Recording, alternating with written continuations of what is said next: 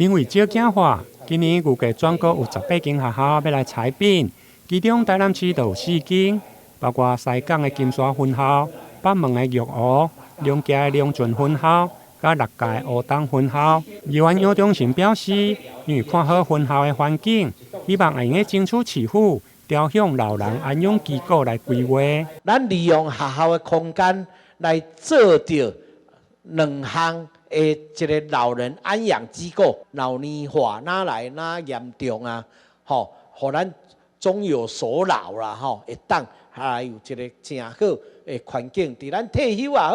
伫咱无想要插世事也好，我会当来一个安养机构啦，吼。所以有当遐大的学校要来停办，停办足侪全台湾头到台湾尾足侪大学停办，有的所在拢废掉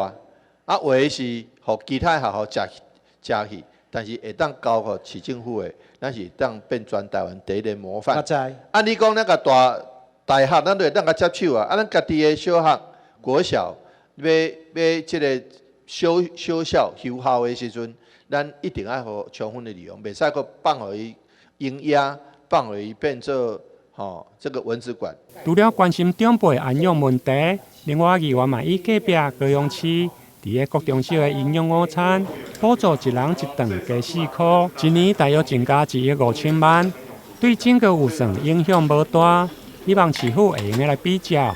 对此，市长回应会来思考，相关后续定期会会来做报告。台南新闻林根、杨顺怀采访报道。